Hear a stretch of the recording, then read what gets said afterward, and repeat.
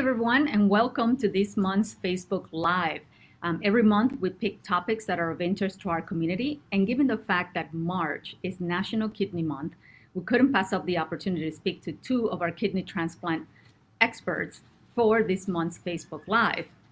And as a matter of fact, I want to congratulate the Kidney Transplant Program because they are also celebrating their 5th year anniversary.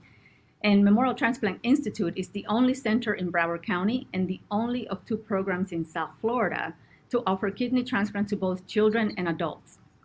And here to answer all of our questions from our kidney transplant program is Dr. Linda Chen, Surgical Director of Living Donor and Pediatric Abdominal Transplant Program, and Dr. Heather LaGuardia, who is our Medical Director of the Living Donor Program. How are you guys doing today? Great. Congratulations again on the 5th year anniversary. This is fantastic news for our community, and we'll talk a little bit about that too. Now, please note, everyone, that this is a live broadcast, so if you have any questions or any comments, please drop them in the comments, and we'll definitely do our best to respond to them, and also, of course, include our experts to be able to respond to your questions. And with that, please also tag anyone you would like them to join, and we're just going to have a great time here today in a very informative session. So let's just start with the basics. What does the kidney do, and why is it important? So I'm one of the transplant nephrologists, and as a nephrologist, this is my field of study, which is kidneys. And your kidneys are amazing organs. You have two of them, and because of that, you always have a little backup. And the kidney is important in removing waste products and toxins from your body. It maintains appropriate fluid and electrolyte balance, which means it works with the heart to make sure your heart functions normally and doesn't have arrhythmias. It's going to work with your bones and your bone marrow to make sure you don't become anemic by secreting a hormone called erythropoietin. And it helps metabolize waste products as well as drugs. So it's important in metabolism. It also is important in regulating your blood pressure. And it works to activate vitamin D. It's important in maintaining healthy and strong bones. However, over the course of your life, you may develop some issues with kidney disease and have to see a nephrologist. And about 1 in 7 people in America have kidney disease. And so without treatment for kidney disease, you can end up it has the 8th leading cause of death. So the kidneys are very important. You need them to maintain a lot of regulatory mechanisms in the body. Excellent. Thank you so much. And when patients have kidney disease or kidney failure, there are 2 types of treatments, correct? There's the dialysis and transplant. Can you tell us a little bit about what is dialysis? So dialysis was the first method of treatment that was developed for kidney failure. And dialysis uses osmotic and oncotic gradients to exchange waste products and filter and clean your blood. And so there's a blood form of dialysis called hemodialysis. And that's sometimes known when you go to a center and you spend 3 hours to 4 hours 3 times a week. And then there's another form of dialysis, which uses the peritoneal membrane in your stomach to filter waste products called peritoneal dialysis. And although those are great forms of treatment, they are not 100% treatment, filtering waste and blood products 24/7. And because of that, the leading cause of death in for patients who are still on dialysis is still vascular disease, because those waste products aren't filtering out as effectively. So the best treatment would be to treat you with something that filters 24/7, and that's transplant. And I'll let Dr. Chen talk a little bit more about that. Yes, that is the second treatment. So let's talk and understand a little bit more about transplant. So transplant is a surgical procedure, and what it does is a transplant surgeon makes an incision in your lower abdomen and then puts the new kidney in the pelvis, and that's adjacent to the structures which is needed: an artery to bring the blood flow into the kidney, a vein which brings the blood flow out of the kidney, and then connects the ureter to the bladder, and that's a drainage to bring the urine to the bladder. Usually, we don't take out your native kidneys unless they're infected, unless they're very enlarged, like polycystic kidney disease, and we need the space, or unless they're causing pain. So most people do very well after a transplant surgical procedure and are better in a few weeks. What point would someone need a transplant? So, with kidney disease, you have different stages of injury. And so when you go to your doctor and they measure your blood testing, what they're going to measure is creatinine. And they're going to put that into a formula. And that's going to give you a number that's known as glomerular filtration rate. And so a glomerular filtration rate of 90 or above is like a normal, healthy kidney. But when you get to a glomerular filtration rate of 15 to 29, you're in stage 4 kidney disease. So someone who has a GFR of around 20 would actually qualify for a kidney transplant according to the United Network of Organ Sharing. UNOS is very regulated, and so they don't let you kind of jump into the line ahead of time, but they are the ones who usually mandate that you have to be around 20, if you're an adult, 20 or below, in order to qualify and get in line.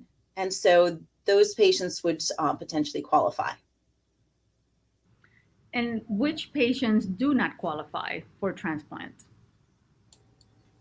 So if you have a major cancer, which is uncontrolled, a serious infection, sometimes it's about anatomical issues. Perhaps you have a completely clotted off venous system. You might not be able to qualify. Or if you have serious mental health issues, which are not controlled and stabilized. In addition, sometimes a physical health, if you have severe debilitated physical health and frailty, you might not qualify, but overall, most people do qualify for transplant. Chen, we've heard this term called preemptive transplant. What is that? So a preemptive transplant is a process of getting a kidney transplant before you go on dialysis. You're in chronic kidney failure, but the studies show that if you can be transplanted at the right time, and I usually tell patients if you're sick enough to need it, but well enough to tolerate it, and it's just before you go on dialysis, then you do better in the long term, and is actually to try to avoid dialysis overall, and then you can be transplanted. And that's a preemptive transplant. Thank you for that. And I want to focus a little bit on the process of receiving a kidney, because it's important to tell our community in regards to becoming a living donor, and being able to provide that gift to someone else. So what is the process of receiving a kidney? So usually the first step is awareness that you have kidney injury and kidney disease, and asking to be referred to a kidney transplant center. You can either self-referral, or you can ask your nephrologist to send you there. And as Dr. Chen was mentioning, going early before you actually need dialysis is your best bet. Not only does it allow you to get in line earlier, but it also allows you to start raising awareness about bringing in people who can potentially help you. So the most important thing is to be very open to the idea of letting people know your story, letting people know how a kidney transplant will affect your life. We already know that people who stay on dialysis are going to be at a higher risk of mortality and morbidity. And we know that their life expectancy is lower. So this is a life-saving measure. So it's incredibly important to let friends and family know how they can help you. And one of those ways to help is to ask them to come to a kidney transplant center and be worked up, if they so choose, to be a living donor. And that will be of no cost to the donor who comes in. They won't receive a bill for that. But that's the first step, because the best type of organ transplant for someone is a live donor kidney, not a deceased donor. It will last them longer. The part of the workup is a lot of blood testing and heart tests, and they work very closely with a coordinator to get on the list and to maintain being on the list. So we have to make sure that their heart is functioning well enough to undergo a 4-hour procedure. If you think of anesthesia like running a 5K, each hour is like a 5K. This is like a half marathon of stress on the heart. And we want to make sure nobody has a heart attack or a stroke. We also want to make sure, as Dr. Chen mentioned, that the patients who need a kidney don't have any type of cancer in their body. So they'll undergo this workup at the transplant center to be able to be listed. And coming to the center is really the first step. The about who is a good recipient for kidney transplantation and who is not, but who can donate a kidney? Are there any restrictions from that perspective? So, Go ahead. a kidney donor has to be over 18. You have to be able to make decisions for yourself and have the capacity to do that.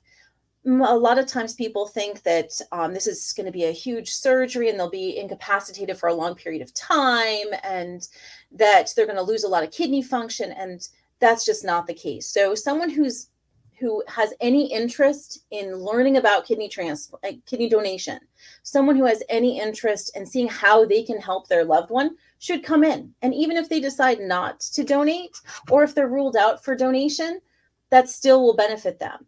When you come in here, we make sure we do blood testing and we do urine testing to make sure the kidney is strong enough, that there's no evidence of disease in our kidney donors. Their glomerular filtration rate should be above 80. So we know that they have enough kidney function to last them the rest of their life. We know we want to do a thorough workup to make sure that they're healthy enough to undergo this very kind of minimal risk nephrectomy. So anyone who wants any more information or who wants to donate really should be encouraged to pursue education and pursue contacting the transplant center. Chen, when it comes to transplant, does this process differ for adults as well as pediatric patients? Pretty much the procedure is the same. It's especially important for children to be referred early. Children have acquired diseases, but in addition, they have inherited and congenital diseases. Not only do they have the physiological problems associated with kidney failure, but they fail to grow, they fail to develop, they have cognitive issues, and pretty much they don't socialize into society. So it's very important for their overall outcomes to be referred in early and to get transplanted early. They're going to live much longer lives with the average lifespan about 76. And so if you're 5 or 6 or 8 and you have kidney failure, then you're going to need a kidney to, last you a lifetime. So it's especially important for children to get living donor kidneys, which last a much longer time than deceased donor kidneys, and which allows them to grow, to develop, and to, socialize into society. Great, thank you. And I want to focus a little bit on the living donor program that we have here at Memorial because, we know that many of us may be organ donors, and when we pass on, we of course give that gift of life. But there's also an opportunity to donate a kidney while you're alive. So tell us a little bit about that living donor program that we have here at Memorial. So our program is very, very unique and very robust in the sense that not only can you come to this transplant center and come to be worked up to give to a directed donor, but you can also be worked up, and if you don't match your donor, be entered into our National Kidney Registry, as Memorial is part of the NKR. And that's a very unique entity in which it allows you to be very proactive in how you donate. You can donate at what's a time that's good for you. Once you're accepted as a candidate and you're stable for donation, if you're a school teacher and you want to donate in the summer, you can arrange to do it at that point. And you can then arrange to donate and create a voucher for potential children or grandchildren. So it's kind of like an insurance policy for your family members should they need a kidney transplant. And that's important in some families who have polycystic kidney disease. If there's a member of that family who doesn't have that disease, and some of their other family members may grow up and manifest that disease process, they can go ahead and be proactive and donate in advance of like that member actually needing it, so that when they get sick enough to need a kidney transplant, they're already be ready to go. So I think at Memorial, we have a lot of different ways that you can be a living donor. And we also have transplant coordinators. What is their role with our patients? So just as the name would entail, a transplant coordinator is really the touchstone of how the patient who wants to donate will contact and will interact with the center. They'll set them up with the independent living donor advocate who will really be their voice and protect their rights. They'll set them up for all the testing that they'll need to have, and they'll facilitate in a very concierge manner the whole process to make it as easy as possible. That's excellent. And then from the perspective of transplant, but before we go there, just one last question. What are the misconceptions when it comes to being a living donor? Well, the biggest one is that if you give a kidney, you're going to lose 50% of your kidney function. And I hear that quite a bit. And that's what people are so afraid of.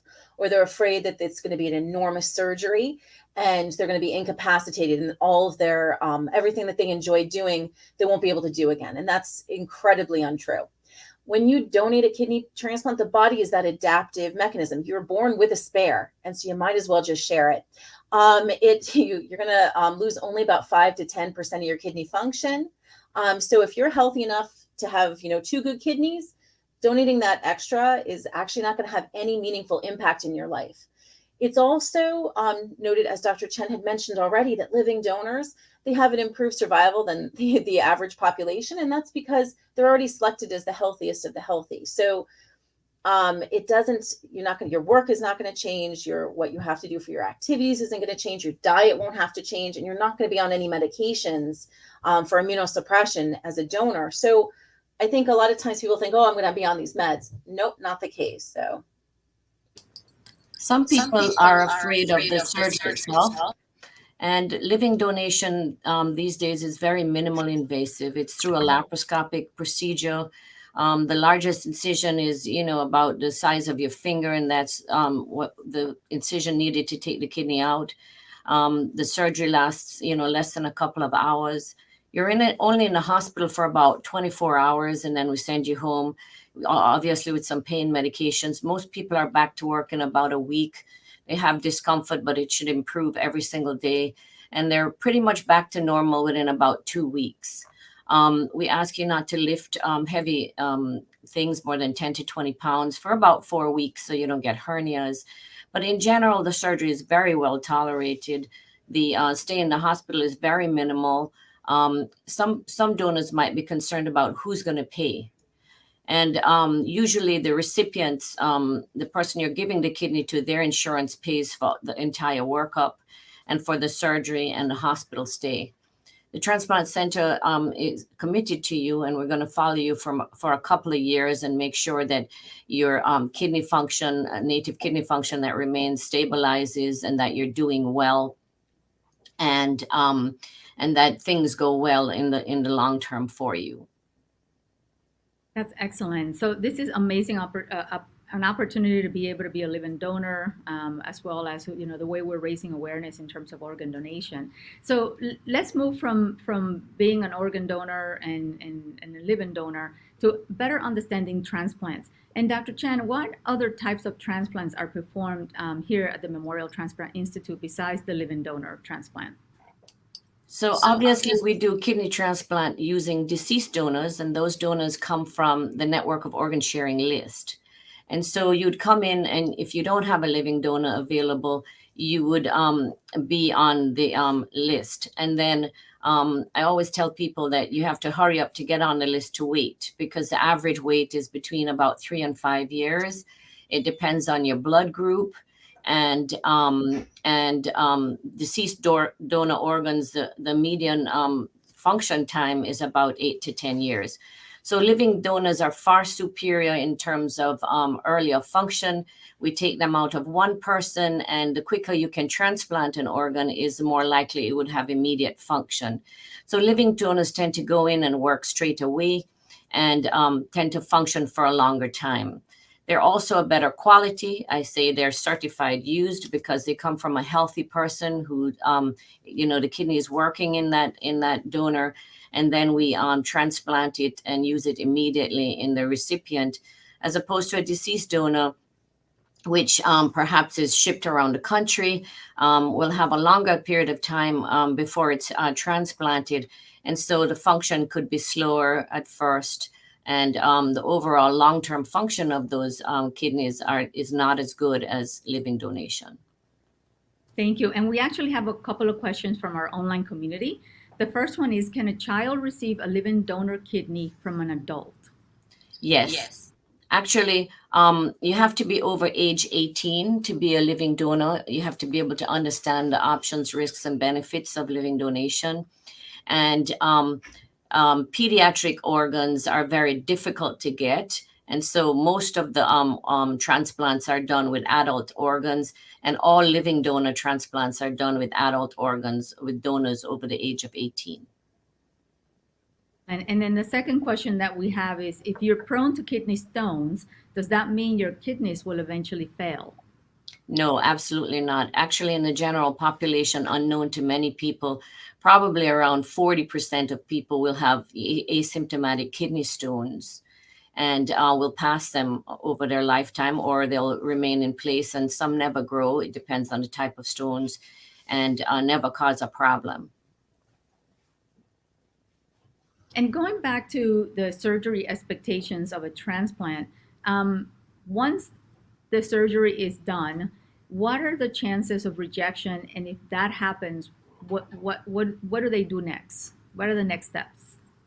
Heather? So rejection is a lot less common than when kidney transplant first started out. And that has to do a lot with immunology and being able to type someone to make sure that they're a good match for their donor. So when someone comes in, we send their blood, and we send off a lot of blood to the immunology lab to make sure that we know exactly how to match recipients with these donor organs, so that if you're a good match, that lowers your risk of rejection. Then we've developed better medications as we've gone along in the kind of chronologically in the world of transplant. So as long as you are faithful with taking these medications, you shouldn't see a rejection. And a lot of times, sometimes if people don't like taking medications, then transplant isn't for you, because this is all about the medicine. So there'll never be a time right now in the world of transplant where we can just withdraw every single bit of immunosuppression.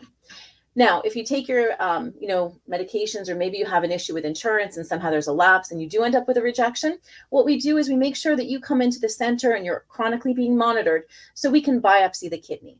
When we biopsy this kidney transplant, we can see exactly what type of rejection it is and try to treat it. And a lot of times you can kind of reverse and cool off that inflammation and the rejection that's happening. And when that happens, you'll lose a little bit of kidney function because the kidney doesn't regenerate like the liver. You get all you get. So if you lose a little bit of function, we just try to control all the other risk factors that would prevent progression of failure of this kidney. But that doesn't mean your kidney is going to immediately fail. It just means that we have to watch you a little closer, and your kidney may not last as long. So all I can stress is that medicines are very important, and to take them religiously. That's wonderful. And I do want to talk about this wonderful 5th-year anniversary that we're all celebrating. But before we go there, one last question on the pediatric front. They have a transplant when they're in the pediatric age, and they're children. Talk to us a little bit about their long-term prognosis, lifestyle, quality of life. So we do transplant for 2 reasons. Number one, we save lives. Staying on dialysis or on the wait list increases your mortality, your chances of dying by 4 to 5 times over your lifetime. And coming off of dialysis will improve your life. The thing about children is they're expected to live a long life. And so if we look at the median function of a deceased donor, for example, it's about 8 to 10 years. If we look at the median function of a living donor, it's double that or triple that. And so if you want to get the best chance, especially for a young child, is to start with a living donor so you can get the maximum length of time in order to improve their long-term outcomes for reasons we just discussed: their cognitive development, their physiological development, their socialization, etc. The thing about it is, over their lifetime, they may need more than one kidney transplant just because of the length of time that you're expected to live, as opposed to if you were 65 or so, your expected lifespan is going to be much shorter than if you were 10 years old.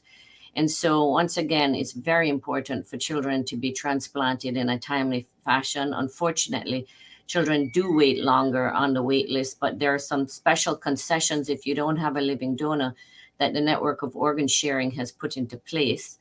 And so for all children under the age of 18, they get a little bit of extra criteria in order to be more competitive for the organs on the list. And so they get some priority.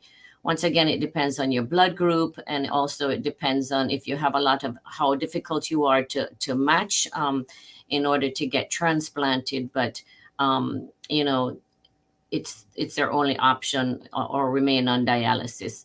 Many times, very little children have a hard time on dialysis because their blood vessels are so small, it's very hard to dialyze them. And they have a tendency to thrombose those vessels.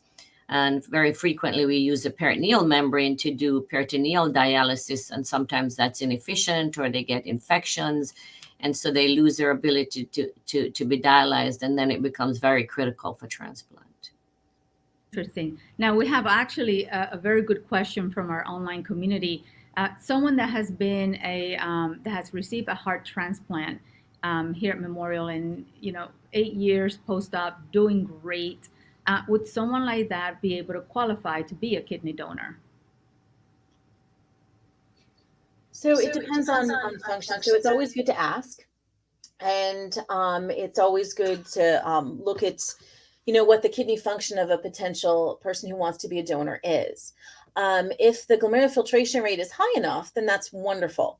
The problem is, unfortunately, and he may know this already, or he or she may know this already, the medicines that you take to prevent rejection can sometimes cause a vasoconstrictive effect on blood vessels and can affect blood flow into the kidneys. So a lot of times people are on high dose immunosuppression for a prolonged period of time for some of these more immunogenic organs like the lung or the heart, may end up with chronic kidney disease themselves, and they may end up needing a kidney transplant. Some of our patients who come back for a kidney transplant here came back after having had a heart transplant. So it's very important to keep those kidneys healthy in that donor and that potential donor, to make sure the blood pressure is beautifully controlled, and to make sure that there's no diabetes in that picture, because that's the number one cause of kidney disease in this country. So maybe they can be a donor, but I would recommend that they keep those two kidneys as healthy as possible.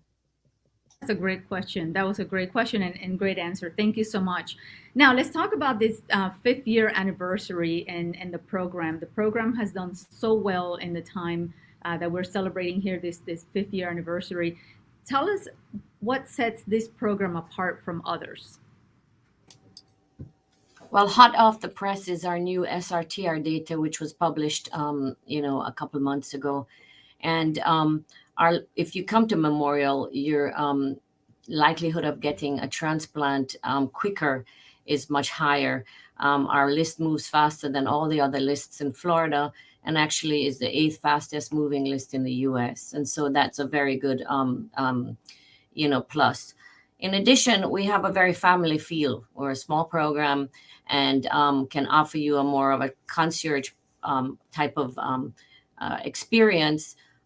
We have very enthusiastic multidisciplinary team, including transplant coordinators, obviously surgeons and nephrologists, but also transplant pharmacists, which have that unique speciality. Our social workers are specialized in transplant, our dietitians. If you are interested in being a living donor, we have an independent donor advocate who's going to shepherd you through the system, and also ensure that your mental health is intact. So I think that that's a plus for Memorial in terms of our culture and how we approach patients. One interesting fun fact is that we transplant the largest minority group despite our demographics, and that actually our living donor population is also has the highest minority rate of donation compared to other programs in the region. And Dr. LaGuardia, anything from your perspective in regards to the program? No, I 100% agree. I think this program has evolved, and it fits very nicely with this part of South Florida. It does create a family feel. You won't get just a automated message. You'll get a person 24/7 when you call.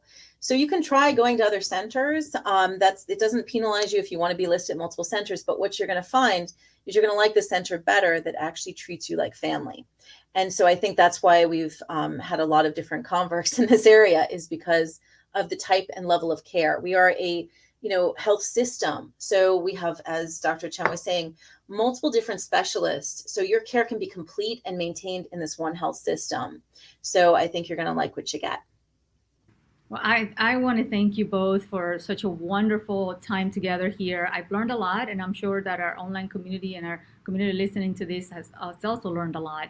I, of course, want to give a plug again to the Living Donor Program. If anyone is interested, please go to mhs.donorscreen.org and just look at the possibilities and be able to give the gift of life to others. And with that, I want to turn it back to you, ladies. Is there any final thoughts that you would like to leave our community with as it regards to National Kidney Month or anything we discussed today? Definitely go to your primary care provider and have your kidneys checked at least one time in your life to make sure that you know if you have any kidney disease. It is a very silent disease, but just like diabetes is. And so these wellness visits and health screens are something to be that you should really take seriously, because a lot of kidney disease is completely preventable. So that's my final thought. And if you have end-stage kidney disease, don't give up hope, because there is a treatment which works very well, and a treatment that can get you off dialysis or prevent dialysis, and all can save your life and give you back your life. And so, that's why we come to work every day. That's why we love what we do. We're enthusiastic about it. We're energetic, and we'd like to help you in that journey. Thank you. And thank you, everyone, for joining us. As you heard, Memorial Healthcare System and Joe DiMaggio Children's Hospital, our kidney transplant program, we're here to help. So stay in touch with us, and we love to connect with you. And with that, we wish everyone just a wonderful day, and do what makes your heart happy. And thank you, everyone, and have a wonderful, wonderful time.